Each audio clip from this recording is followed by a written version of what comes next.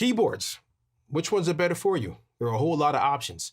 You have hardware versus software and everything in between. I actually transitioned over from having hardware to software. Actually, I use a combination of the two. So when you go to get a keyboard and when you're looking at using keyboards and incorporating them into your actual music, what are some of the things you are to look for? What can you find? So let's discuss. This is video number 2 in this series on music and technology. This is a recap of what we spoke about last time. In the first video, we spoke about plugins. What a plugin is software that works within another piece of software in order to manipulate sound. We spoke about VST. VST stands for Virtual Studio Technology. And what that is just software that is a plugin. It could be a plugin that's used with other software to actually allow you to be able to record using the software version of what exists in the hardware world. VSTi is another extension of that. VSTi stands for Virtual Studio Technology Instruments. So now this allows you to use the same real life instrument you would use, but there are software versions of it that you can actually play back with a MIDI enabled keyboard. And I'll explain what MIDI is in this video. And we spoke about DAW, or Digital Audio Workstation. A DAW is software that is used to record, manipulate, capture, and process audio. So if you want to find out more about that video, I'm going to leave a card over here. You can just check that out and click on that. So let's talk about keyboards, the type of keyboards that we have. And what I'm going to name are all keyboards. Acoustic piano, electromechanical keyboards, digital pianos, stage pianos, workstations, and I would throw this in there, a VSTi software plugin. These are all keyboards. All of them are keyboards. You have an acoustic piano, which is a keyboard, except that all of these are keyboards, but they're all not each other. Although all acoustic pianos are keyboards, not all keyboards are acoustic pianos. All stage pianos are keyboards. Not all keyboards are stage pianos, and so on. So you have several different categories I'm talking about. So, of course, you have your acoustic piano, which is like a grand piano, Steinway & Sons. Electrical mechanical instruments were things like a Hammond B3, Wurlitzer piano, or Rhodes piano, suitcase piano. The digital pianos now are keyboards as well, but these now incorporate the concept of having an acoustic piano kind of feel as far as the keys and sometimes even the size. A stage piano is more of a professional grade or professional level piano that is going to be played on a stage, like a Nord Stage 3, keyboards that are made by Roland, by Yamaha, and those bigger name keyboard companies. Typically, they won't have speakers, period. And they're more expensive, a lot more expensive than the entry level, say, digital pianos. You just have just a line output. It's called a line output with a very hot or loud signal.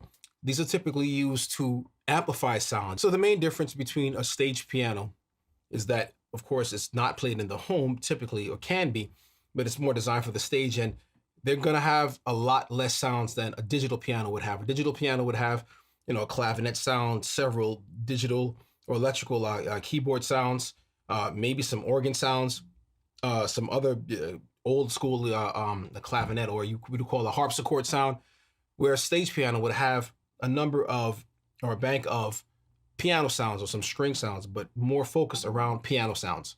Now with a workstation is another type of keyboard where you're going to have even more sounds. Then you're going to have other parameters where you can actually manipulate the sound. Then you're going to have inside of it, most likely, some type of effects processor like reverb and chorus, and you could even probably do some sampling on it and some synthesis, synthesizing sounds and things like that. And it actually has an area on it called a transport, where you could record and play back and edit music. Basically, it's a workstation if you're working on music to produce, create, and to edit music. All the music that I play, or every sound that you hear, anytime you hear them in videos that I make and tutorials, are triggered by MIDI events or MIDI messages. So what is MIDI, or MIDI 1.0? So what MIDI stands for, MIDI is Musical Instrument Digital Interface. It allows instruments and computers to interface with one another. All you need to have a MIDI connection is a MIDI cable. It has 5 pins in it, or a USB cable, and you'll see in and out. And what that means is that you're sending messages, and you can also receive messages from other computers or devices or keyboards. There are 16 channels over this one wire. So the 16 channels, you can have 16 different instruments. So when you send a MIDI event, you can select which channel you want to send. Say you have one event you want to send you want to make a sound, an A, off of a particular instrument, say a VSTi or some sound that you may have on another keyboard. There's the two places. You can play back samples on the computer, sending MIDI messages, or you can play back from another keyboard. Like if I connected my dumb MIDI controller because I have no sounds in it, this Hammer, what is it, M Audio Hammer 88, if I connected it to say Roland Phantom, well, it would play back the Roland Phantom sounds, but I'm not touching the Roland Phantom. That's how that would work. Well, it's the same thing. I can have the Roland Phantom as a VSTi version on my computer, and it'll do the exact same thing with the exact same sounds that were sampled from the original Roland. So over these 16 channels, you have messages that you can send. Like I said, you can tell it which channel to send to, which note. You could also, the messages that are also on there are how fast, the attack, if I'm playing it fast or slow. That'll give the timbre of the sound. Like a hard sound will give a hard, my keyboard's not on, will give a hard piano sound, or something that's soft will give, of course, a softer attack, a softer piano sound. It also sends messages of when I played it. So of course it can sequence those notes. If I'm playing a piece of music, it doesn't just go all at one time, because that would be a cacophony of noise, but it does the different timings. If I'm playing it at a certain time or a certain tempo, it records that as well. So we have our VSTis. In general, there are two flavors or two types of VSTis. You have the standalone versions that work independent of being plugged into software. And then you have the ones that work in tandem with software, as in a sample player, something like Native Instruments Kontakt player, for example. There are advantages to using VSTis. For example, I have many keyboard instruments and many other instruments just on a physically small solid-state drive. I can take it anywhere I go. All I would need is my laptop and a MIDI controller. When I'm setting up to play, I would use a sample player like Native Instruments Kontakt because I want to layer other sounds. Sometimes I want to play another sound that I would have in the library and pull it up quickly. If I had a standalone for each one, I'd have to look for the other software and then wait for that to open and wait for those samples to load, because the samples have to load in virtual instruments. And so that may take some time.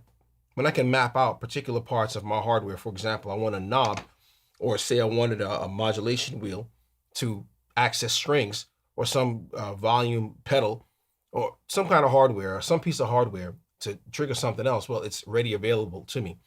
The thing is, though, that you may have a bit of a distraction, because if you have a large library of instruments, virtual instruments, in the Kontakt player, it can be a bit distracting depending on how you think. Quite often, I would use a plugin like Omnisphere Keyscape because it works like a sample player. You can actually layer your sounds, and it has different effect units, so you can sculpt your own sound and come up with your own original and unique sound.